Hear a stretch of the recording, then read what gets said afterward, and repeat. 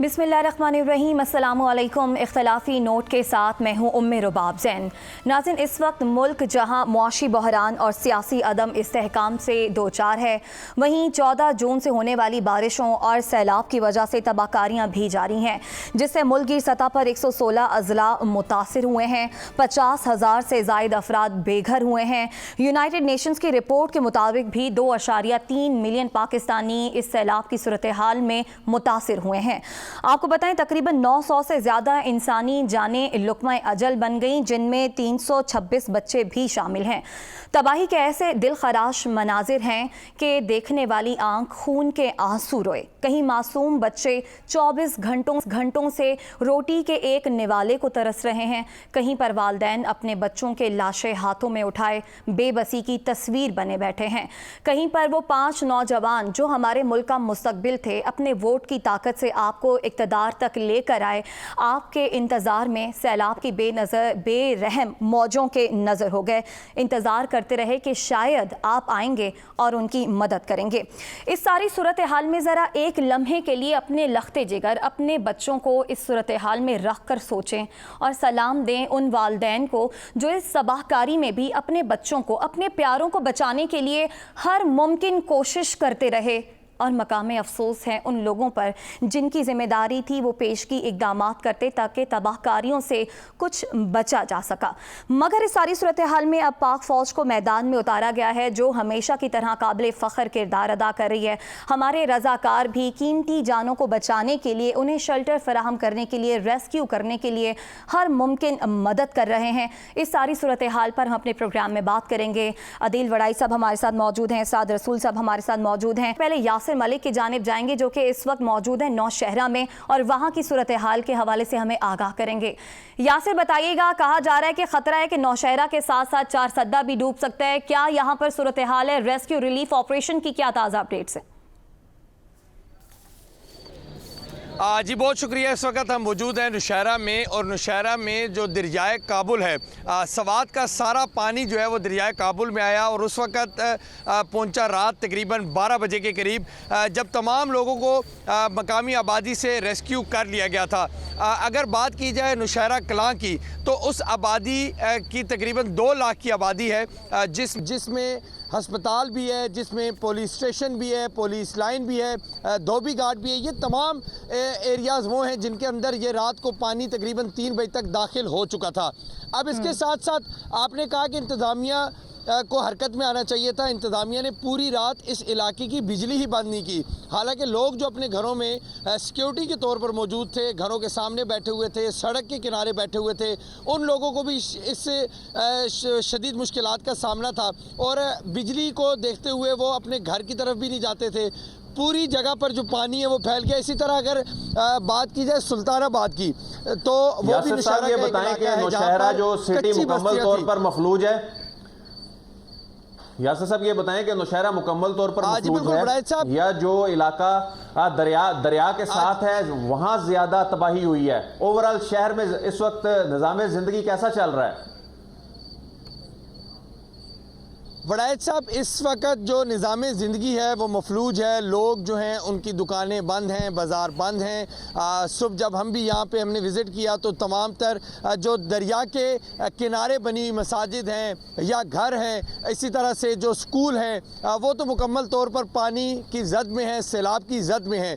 लेकिन जो मकामी लोग हैं जिनके लिए यहाँ पर खसूसी कैंप जो बनाए गए हैं, लोग वहाँ पर भी बहुत कम तादाद में हैं। लोग अपने अजीज़ो अकारिब की जानिब चले गए, पिशावर चले गए, चारसद्दा चले गए, इसी तरह मेगोरा चले गए। लोग अपने यहाँ से ट्रैवल कर गए, लेकिन बहुत से लोग यहाँ पर मौजूद हैं जिनको अपने सामान की टेंशन है, जिनको अपने घर की टेंशन है। इस घर के अंदर जिसके अंदर वो रात को मौजूद थे और पानी आने के बाद 3 घंटे बाद उन्हें पता चला कि घर जो है वो मुकम्मल तौर पर डूब चुका है, सामान जो है वो सैलाब के अंदर डूबा हुआ है। अब यहाँ पर जो जानवर हैं, बड़ी तादाद में लोगों के जानवरों का नुकसान हो रहा है। जो जानवर हमने इस सैलाब में बहते हुए देखे, समंदर जो दरिया है वो अपने साथ बहा कर ले गया। इसी तरह से घर हैं, मसाजिद हैं, कॉलेजेस हैं, स्कूल हैं यहाँ पर जो इससे की जद में आए हुए हैं। और इसी तरह अगर बात की जाए कश्ती पुल, जो यहाँ का मशहूर कश्ती पुल है, उसकी बात की जाए तो उसके साथ एक तबलीगी मरकज है बहुत बड़ा, तकरीबन वो यासिर साहब आज कोर कमांडर जो हैं वो खुद यहाँ पूरा जो है کور کمانڈر خود یہاں پر آئے اور انہوں نے صورتحال کا جائزہ لیا. پاک آرمی کا جو ریلیف سرگرمیاں ہیں وہ کتنے بڑے پیمانے پر ہیں یہاں پر؟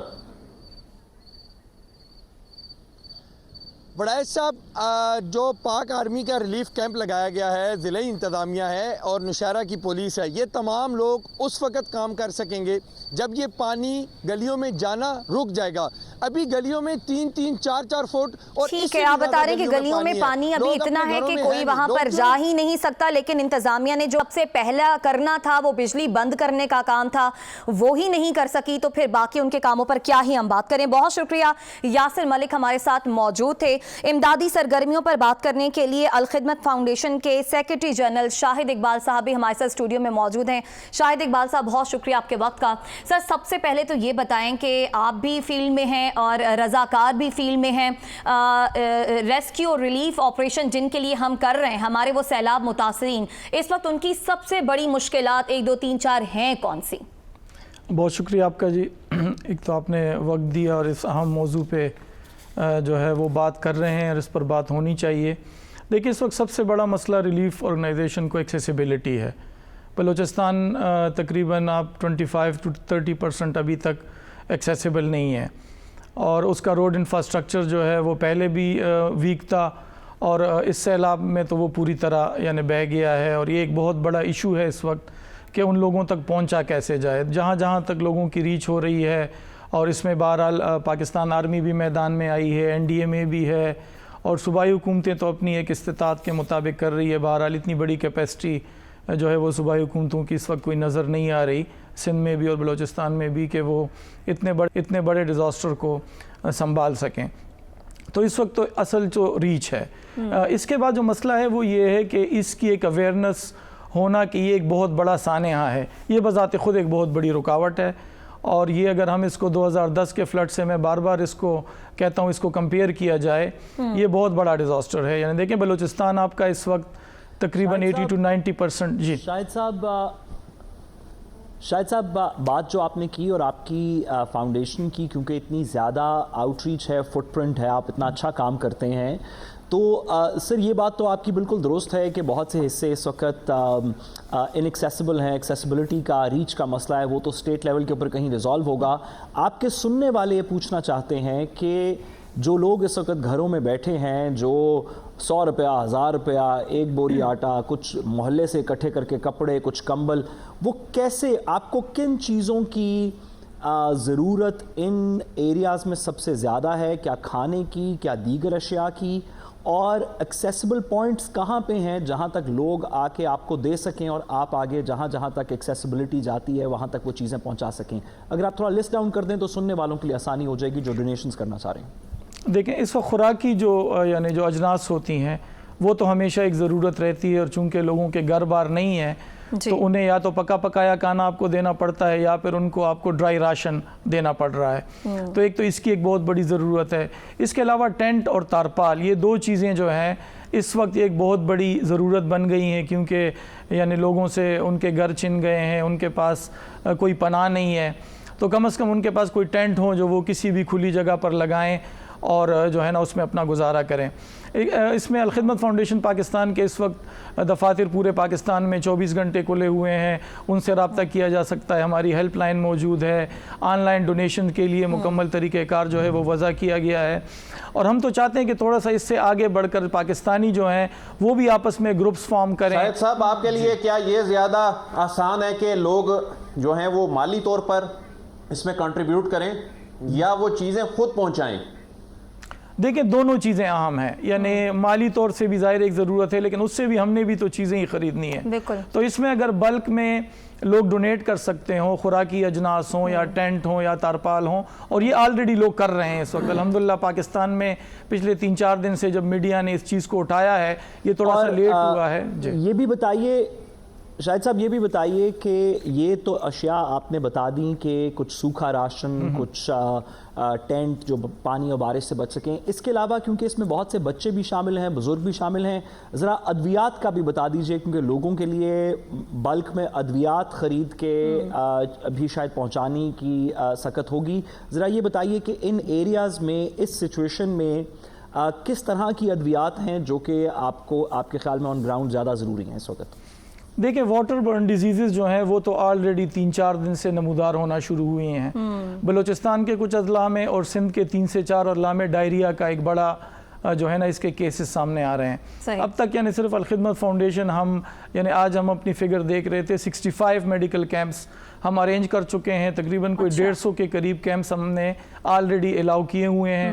ہماری اس وقت 8 سے 10 گاڑیوں پر مشتمل جو ہے موبائل کیمپس وہ موو کر رہے ہیں ان علاقوں میں.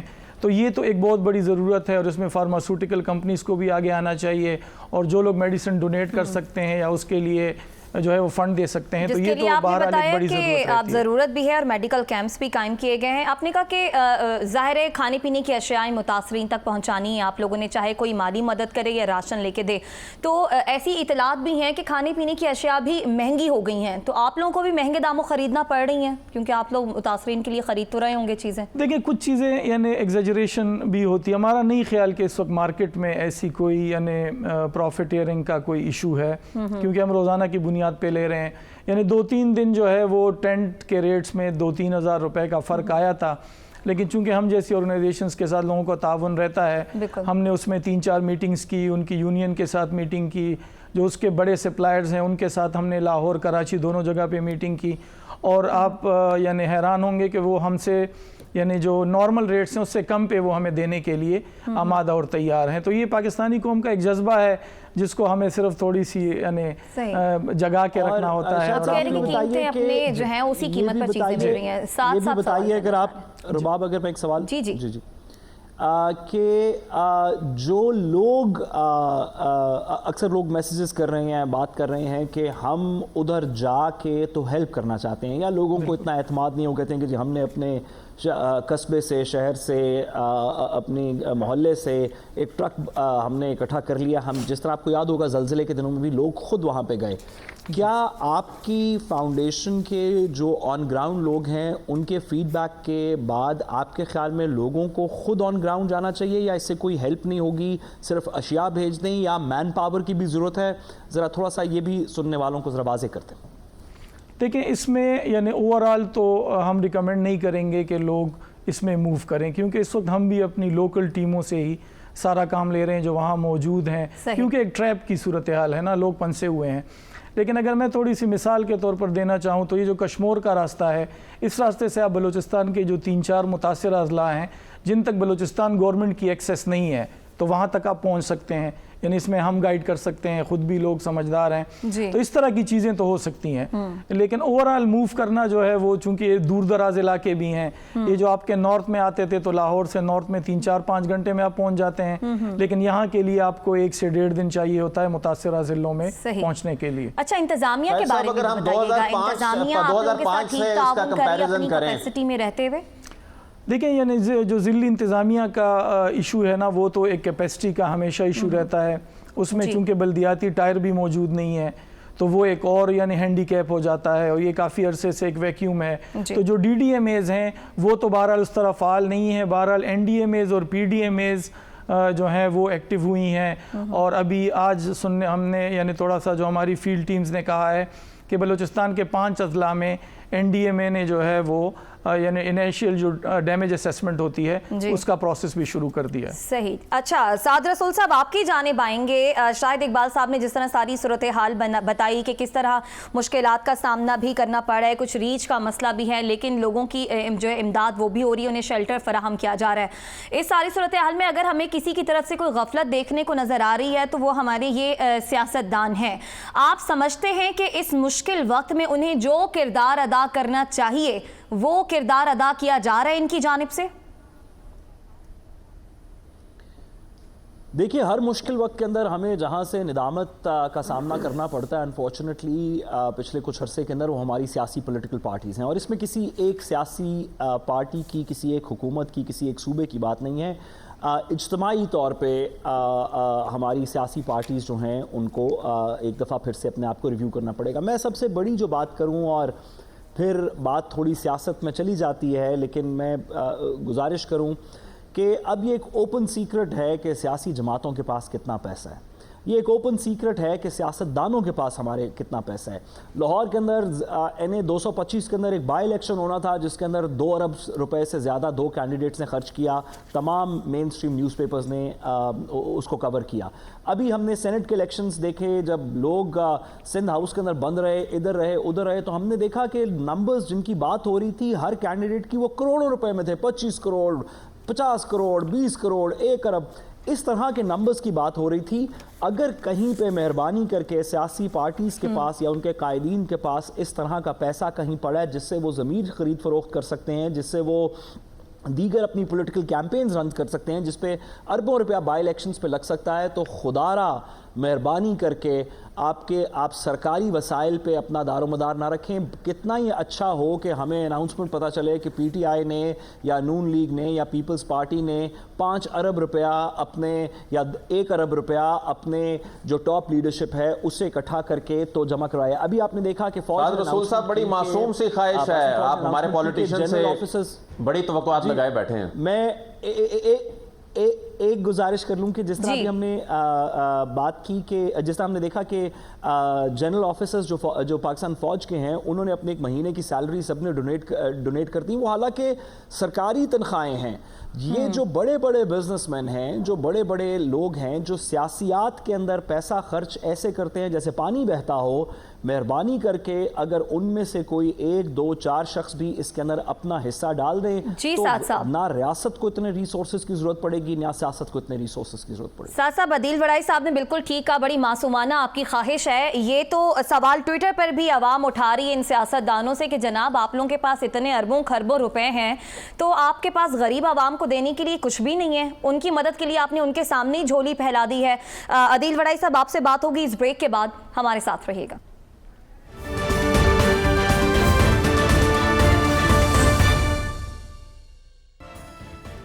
ویلکم بیک ناظرین. معیشت سے جڑی خبریں شامل کریں گے پروگرام میں. آپ کو بتائیں کہ حکومت نے مشکل فیصلے لیے, IMF کی شرائط مانی تاکہ IMF سے قرضہ مل جائے, اور اب توقع کی جا رہی ہے کہ اگست کے آخر میں IMF کا قرضہ پاکستان کو مل جائے گا. لیکن عین وقت پر اب خیبر پختونخوا کے وزیر خزانہ تیمور سلیم جھگڑا نے وفاقی وزیر خزانہ مفتاح اسماعیل کو خط لکھا ہے جس میں انہوں نے کہا ہے کہ IMF کی شرط پر سرپلس بجٹ نہیں چھوڑ سکتے. اس پر ری ایکشن مفتاح اسماعیل کی جانب سے بھی آیا ہے اور وہ کہتے ہیں کہ PTI اوچھے ہتھ کنڈوں کے ذریعے ملکی معیشت کو داؤ پر لگا رہی ہے. تیمور جھگڑا نے مجھے ایک لیٹر لکھا ہے اور جس پہ انہوں نے لکھا ہے کہ اگر آپ ہمارے 6-7 دیرینہ مسائل حل نہیں کریں گے تو ہم آپ کو جو سرپلس دینا تھا IMF کے پروگرام کا ایک پرائر کنڈیشن تھی وہ نہیں دے سکیں گے. کل فواد چودھری صاحب نے ٹی وی پہ آ کے یہ کہا پنجاب اور KP جب وفاقی حکومت سے کوآپریٹ نہیں کرے گا تو IMF کی ڈیل ٹوٹ جائے گی. یہ لیٹر لکھ کر اس قوم نے جو قربانی دی ہے, مفتاح اسماعیل نے کوئی قربانی نہیں دی ہے. میں نے مشکل فیصلے ضرور کریں, آپ 10 دن انتظار نہیں کر سکتے تھے. مطلب اگر عمران خان کی حکومت نہیں آئے گی تو پاکستان کو تباہ کر دو. ابھی اچانک سے خط لکھنے کے اینڈ ٹائم پر ضرورت کیوں پیش آئی, اس پر بات کرنے کے لیے تیمور سلیم جھگڑا صاحب صوبائی وزیر خزانہ KP کے ہمارے ساتھ موجود ہیں. بہت شکریہ سر آپ کے وقت کا. جی تیمور صاحب, آپ سے سوال یہ ہے کہ آپ کی حکومت کے اوپر ایلیگیشن یہ لگ رہا ہے ایفیکٹولی کہ آپ نے ریاست پاکستان کو ہاسٹیج کر دیا بائی ریزنگ نیو ڈیمانڈز جس کے اوپر آپ نے جو IMF کا بجٹ ہے اس کو کنٹینجنٹ کر دیا کہ ہم تب اس کے اندر شامل ہوں گے جب ریاست اپنی یا وفاق اپنی کچھ دیگر چیزیں پوری کرے. اور ایلیگیشن یہ ہے کہ اس طریقے سے لاسٹ منٹ پہ آپ نے ریاست پاکستان کو IMF کی ڈیل کے اندر ایک ہاسٹیج سا بنا لیا. کیا وجہ ہے اس کی, یا اس کے اندر سچائی کیا ہے؟ دونوں ایلیگیشنز اگر صحیح ہوتے تو شاید جو ہے کوئی تنقید بھی بنتی تھی. پہلی چیز تو یہ کہ اگر کوئی خط اور اس کا جو بیک گراؤنڈ میں دیا گیا ہے وہ پڑھے تو اس کو یہ پتا ہوگا کہ جیسے مفتاح نے کہا کہ 10 دن انتظار نہیں کر سکتے تھے, 10 دن نہیں تقریباً 90 دن انتظار کیا. یہ سلسلہ ان کے بجٹ پریزنٹ کرنے سے پہلے شروع ہوا ہے, اور جب ان کو IMF کے MOU پہ سائن چاہیے تھا تو پھر اتنی ٹینس پولیٹیکل حالات کے باوجود ان سے 5 جولائی پہ میٹنگ ہوئی اور 24 گھنٹوں کے اندر ان کو MOU دیا جس میں یہی کنڈیشنالٹیز لگائیں کہ یہ کنڈیشنالٹیز مد نظر رکھتے ہوئے ہم MOU سائن کر رہے ہیں. اور بائی دی وے جب ہماری اپنی حکومت بھی تھی تو ایسی ہی کنڈیشنالٹیز لگائی تھی کیونکہ صوبے اور وفاق کے درمیان ایک فیڈریشن میں اس سر کیا کنڈیشنالٹیز ہیں سر وہ؟ دوسری چیز اگر آپ کو آواز آ رہی ہے کہ اس کے بعد جولائی میں کوئی 5 بار 6 بار جو ہے وہ کنٹینیوسلی ان سے فون پہ رابطہ رہا, ان کو ڈپارٹمنٹ کی طرف سے خط بھجوائے کہ مہربانی کرے جیسے آپ نے کمٹ کیا ہے تو میٹنگ کا ٹائم دے. 50 دن میں جو کمٹمنٹ فیڈرل گورنمنٹ نے کی, وفاقی فائنانس منسٹر اپنے فیڈریٹنگ یونٹ کے اپنے کاؤنٹر پارٹ کو جو ہے وہ 2 منٹ کا ٹائم نہیں دے سکتا, ان کا ڈپارٹمنٹ 2 منٹ کا ٹائم نہیں دے سکتا. یہ دیکھیں کہ آپ نے یہ سوال پوچھنا کس سے. اور تیسری چیز, اگر آپ نے کسی پہ الزام لگانا ہے تو 2 لوگوں پہ لگائے. ایک وہ جرنلسٹ جنہوں نے کہا ہے کہ انہوں نے IMF کے ڈیل کو مسترد کر دیا, جو کہ وہ آپ خط پڑھ لیں آپ کو پتہ چل جائے گا کہ نہیں ہوا. لیکن یہ ضرور ہے کہ جنہوں نے مسترد کیا ہے وہ جرنلسٹ اور ان کی اپنی پارٹی کی لیڈرشپ جو دن رات مفتاح کی تنقید کرتے ہیں, نواز شریف سے لے کے مریم رانا جو شیر علی عابد, اسحاق ڈار صاحب, جو یہی کہہ رہے تھے کہ جب ان کی یہ کنڈیشنالٹیز وہ امپلیمنٹ کر رہے ہوتے ہیں کہ وہ جو ہے وہ عوام کے ساتھ غداری کر رہے ہیں. ہم نے تو جو 3 چیزیں لکھی ہیں وہ وہی چیزیں جو بجٹ سے پہلے لکھی ہیں, اور یہ بات جھوٹ ہے کہ ان کو ڈیٹا نہیں دیا یا کہ 21 ارب روپے پڑے ہوئے. سر ذرا وضاحت کر دیجئے کہ وہ چیزیں کیا ہیں, کیا کنڈیشنالٹی ہے جس پہ آپ نے جو وفاقی حکومت سے کہا ہے, ذرا وہ 3 چیزیں بتا دیجئے. کیونکہ ہم اپنا کام سیریسلی لیتے ہیں, تو جب سرپلسز کا سوال آتا ہے ہمیشہ ہم کہتے ہیں کہ آپ نے صرف جو ہے وہ ایک ڈرامہ یا خانہ پوری کرنی ہے یا ایکچولی یہ چھوڑنے ہے. اگر ایکچولی چھوڑنے ہے تو آپ کو صوبوں کے ساتھ بیٹھ کے ڈیسائیڈ کرنا چاہیے کہ IMF کا ملک کے لیے ایک اوور آل جو ہے وہ بجٹ ڈیفیسٹ کا ٹارگیٹ پورا کرنا ہوتا ہے کہ مل کے ہم کیسے کریں. ایک دن پہلے MOU آتا ہے کہ یہ کل تک بھیجیں. ایک دن پہلے عدیل وڑائی صاحب, آپ بھی اگر کوئی سوال کرنا چاہتے ہیں تیمور جھگڑا صاحب سے, جواب تو دے دوں. جی آپ بات مکمل کیجئے سر. سر آپ یہ بھی بتا. جی ہاں, تو جو 3 چیزیں ہیں وہ کہتے ہیں کہ آپ 100 ارب روپے کا سرپلس بھیجیں, جو اسی وقت ہم کہتے ہیں اپنی کیلکولیشنز کر کے کہ 100 ارب کا روپے سرپلس ہماری بجٹ میں تب آ سکتا ہے جب ہمیں فاٹا کی بجٹ پوری کوانٹم میں ملے, اور اگر وہ نہ, اور اس کے ساتھ جو ہمارے NHP کے پیمنٹ ہیں, اپنے ٹیکس کے جو ہمارے ریونیوز ہیں وہ تو ہم آلریڈی ڈبل نہیں 2.5 گنا 3 سال میں بڑھا چکے, کہ ہمیں ہمارے جو NHP کے پیسے ہوتے ہیں کہ وہ کنٹینیوسلی ملتے جائیں. اگر وہ نہ ملے تو وہ ایک میتھمیٹیکل امپاسبلٹی ہو سکتی ہے. پھر تو 100 ارب روپے ایسے جو ہے وہ بچ سکتے ہیں کہ یا آپ پینشن والوں کو پینشن نہ دیں یا تنخواہ والوں کو تنخواہ نہ دیں. ٹھیک ہے جی. اچھا, پھر اس کے ساتھ یہ ایشو. جھگڑا صاحب یہ بتائیے کہ آپ اپنے اس اصولی موقف پر ڈٹے رہیں گے چاہے IMF کی ڈیل کو دھچکا پہنچے. اب پرسوں ہم اجلاس ہونے جا رہا ہے لیکن آپ نے ڈٹے رہنے کا فیصلہ کیا ہے. موقف کیا ہے آپ وہ تو سمجھ لیں. اصولی موقف یہ ہے کہ IMF کی ڈیل ہم مانتے ہیں, آپ ہمارے ساتھ یہ ایشو سالو کرتے ہیں, اس میں آپ کو کوئی مسئلہ ہے؟ جی سعد رسول صاحب آپ سوال کرنا چاہ رہے ہیں. درست بات ہے جھگڑا صاحب. جی جھگڑا صاحب گزارش ہے کہ بات آپ کی درست ہے. Let's imagine for a second کہ جو نیریٹو آپ نے یہ بھی بتایا کہ یہ نیریٹو درست ہے کہ وفاقی حکومت سے آپ 3 مہینے سے بات کر رہے ہیں, فائنانس منسٹر آپ ان کے کاؤنٹر پارٹ ہیں پروونس میں, ان کو 2 منٹ کا ٹائم بھی نہیں دے رہے. 1 دن کے نوٹس کے اوپر MOU جو ہے وہ انہوں نے بھیجا کہ آپ سائن کر کے بھیجیں 24 گھنٹے کے اندر.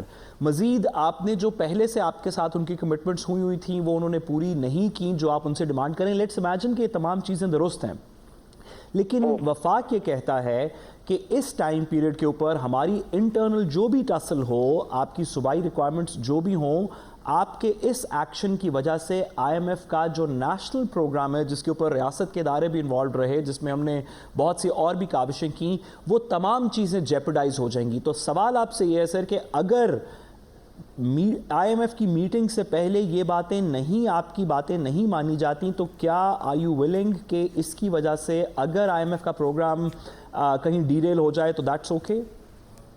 یہ تو میں دوبارہ سے کہہ رہا ہوں, میں نے جو سوال کیا, ہم تو اپنے MOU سے نہیں انکاری ہوئے. اچھا, اس MOU میں انڈر ایکسٹرینیس ریزن سرپلس نہ چھوڑنے کی گنجائش بھی ہے, تو سرپلس نہ چھوڑنا جو ہے وہ MOU کو ڈیریل کرتا ہی نہیں ہے. MOU پڑھ لیں اور باقی صوبوں کے بجٹس بھی دیکھ لیں. سندھ کا بجٹ -33 بلین کا ڈیفیسٹ ہے, ان کا MOU کا ٹارگیٹ 125 ارب ہے. पंजाब का बजट इनका अपना प्रेजेंट हुआ, 100 अरब का सरप्लस भेजा, जो कि फिर उन्होंने जो है वो रिवर्स कर दिया जब उन्होंने अपनी वो इलेक्ट्रिसिटी सब्सिडी की स्कीम जो है वो प्रेजेंट की। लेकिन 425 अरब रुपए का उनका टारगेट है सरप्लस का, राइट? ठीक है, वो MOU को तो डिरेल नहीं करता। अच्छा, अगर एक खत अभी 26 अगस्त को भेजा होता तो बिल्कुल मैं आपकी बात मानता। ये मेरे अपना दूसरा फोन जो है वो खोला है, 16 अगस्त, 9 अगस्त, 28 जुलाई, 27 जुलाई, 22 जुलाई, 21 जुलाई, ये सारे वो डेट्स हैं जो उनको याद दहानी कराइए कि प्लीज ये टाइम जो है वो दे दें, क्योंकि कुछ पता ही नहीं चलता कि वफाक में होता कौन है। और ये मैं जेन्युइनली ये पॉलिटिकल इशू कह रहा हूँ कि जब वहां पे लोग बदल जाते हैं तो फिर उसके बाद आपको बिल्कुल जीरो से शुरू करना पड़ता है। सैलाब मुतासरीन से मुतालिक सर बताइएगा, आप लोगों के जो तहफ़्फ़ुज़ात हैं वो आपने बता दिए, और आपने ये भी कहा कि एक बार नहीं कई बार आप लोगों ने विफाक को इंडिकेट किया कि आप लोगों को ये तहफ़्फ़ुज़ात हैं। सैलाब मुतासरीन के हवाले से भी हमें बताइएगा कि उनकी मदद के लिए KP हुकूमत क्या कर रही है। जी, मैं सिर्फ इसको एंड ये करूंगा कि ना पहले, ना अभी, ना बाद में खैबर पख्तूनख्वा या PTI की गवर्नमेंट नेशनल इंटरेस्ट पे कॉम्प्रोमाइज करेगी, नहीं करेगी। लेकिन ये जरूर इस्लामाबाद और हमारी नेशनल मीडिया को भी सोचना चाहिए कि छोटे सूबों की आवाज सिर्फ तब नहीं जो है वो मेन स्ट्रीम मीडिया में आनी चाहिए जब main stream elite Islamabad, Karachi, Lahore के इंटरेस्ट जो है वो हिट हो रहे हैं। सैलाब पे मैं 2 बातें कहूंगा, एक ये और 3 बातें कहूंगा। एक ये कि सैलाब से रिलेटेड इस खत में कुछ नहीं मांगा, सिर्फ ये कहा है कि अगर पहले मुश्किल था सरप्लस टारगेट्स को एक्चुअली मीट करना, तो सैलाब के बाद और भी ज्यादा मुश्किल हो गया। ये एक हकीकत है, 2010 के बाद जो सैलाब से जुड़ा हुआ नुकसान हुआ था वो 10 अरब डॉलर का हुआ था। ठीक है जी। दूसरी बात ये कि खैबर पख्तूनख्वा में सैलाब आए हैं कमो बेश 2010 के लेवल के। अल्लाह का बहुत बहुत शुक्र है कि वो सैलाब का इम्पैक्ट वो नहीं आया, और अल्लाह करे कि ये पानी के ढेले जो है वो गुजर जाए और वो ना आए, क्योंकि और उसकी वजह ये है कि 10 साल में सूबे में जो इन्वेस्टमेंट्स हुई है, इदारे बने, रेस्क्यू 1122, और मुझे आज DC नौशहरा कह रहा था कि कल रात रेस्क्यू 1122 के होने की वजह से 21 जानें बची है। ठीक है, बहुत शुक्रिया तैमूर सलीम झगड़ा साहब, सुबह खैबर पख्तूनख्वा हमारे साथ मौजूद थे। इसके साथ ही ब्रेक की जाने बढ़े, वापस आएंगे, हमारे साथ रहिएगा।